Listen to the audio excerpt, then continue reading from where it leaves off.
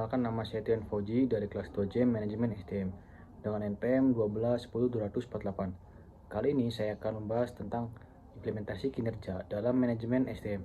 Dan untuk itu mari kita simak videonya. Garis besar kategori arti kinerja. Menurut Bernardin 2001, kinerja merupakan catatan hasil yang diproduksi atau dihasilkan atas fungsi aktivitas selama periode waktu tertentu. Kinerja sebagai hasil, bukan karakter sifat dan perilaku. Sedangkan menurut Richard 2003, kinerja sebagai hasil juga terkait dengan produktivitas dan efektivitas. Produktivitas merupakan hubungan antara jumlah barang dan jasa yang dihasilkan dengan jumlah tenaga kerja, modal, dan sumber daya yang digunakan dalam produksi itu. Kinerja merujuk pengertian sebagai perilaku, merupakan perangkat perilaku yang relevan dengan tujuan organisasi atau unit organisasi tempat orang bekerja. Kinerja merupakan sinonim dengan perilaku. Kinerja adalah sesuatu yang secara aktual orang kerjakan dan dapat diobservasi. Kinerja mencakup tindakan-tindakan dan perilaku yang relevan dengan tujuan organisasi. Kinerja bukan konsekuensi atau hasil tindakan, tetapi tindakan itu sendiri. Tingkat kinerja. Yang pertama, kinerja organisasi. Pencapaian hasil pada tingkat atau unit analisis organisasi. Kinerja pada tingkat organisasi ini terkait tujuan organisasi, rancangan organisasi, dan manajemen organisasi. Yang kedua, kinerja proses. Kinerja pada proses, tahapan dalam menghasilkan produk atau pelayanan.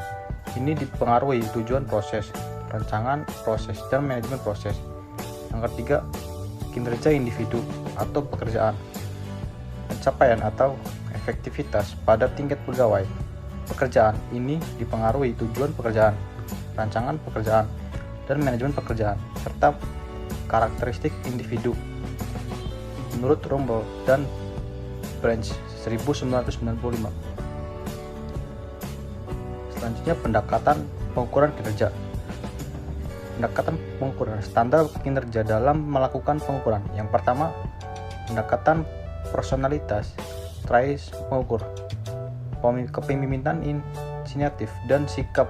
Yang kedua, pendekatan perilaku, mengukur umpan balik, kemampuan presentasi, respon terhadap komplain pelanggan. Yang ketiga, pendekatan hasil, mengukur kemampuan produksi, menyelesaikan produk sesuai jadwal, peningkatan produksi atau jual. Selanjutnya, aspek pengukuran kinerja. Yang pertama, produktivitas. Yang kedua, kualitas. Ketiga, ketepatan waktu. Keempat, putaran waktu. Kelima, penggunaan sumber daya. Dan yang keenam, biaya.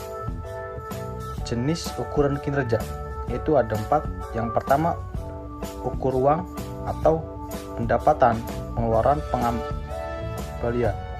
Yang kedua, ukuran upaya atau dampak, capaian sasaran, penyelesaian proyek, tingkat pelayanan, kemampuan mempengaruhi. Yang ketiga, ukuran reaksi, penilaian rekan kerja, pelanggan, pemegang pekerjaan lainnya. Keempat, ukuran waktu, pelaksanaan kerja dibandingkan jadwal batas akhir, kecepatan respon, jumlah sasaran. Ukuran kinerja dalam dimensi kualitas. Yang pertama ada kehandalan, yang kedua daya tanggap, yang ketiga kompetensi, keempat akses, kelima kesopanan, 6 komunikasi, 7 kejujuran, dan 8 keamanan, 9 pengetahuan terhadap pelanggan, ke-10 bukti langsung. Indikator untuk mengukur kinerja organisasi. Yang pertama produktivitas, yang kedua kualitas layanan, yang ketiga responsivitas, yang keempat responsibilitas, dan kelima akuntabilitas. Selanjutnya, indikator penilaian kinerja organisasi, yaitu ada 4. Yang pertama efisiensi, yang kedua efektivitas, dan yang ketiga keadilan. Dan keempat, daya tanggap.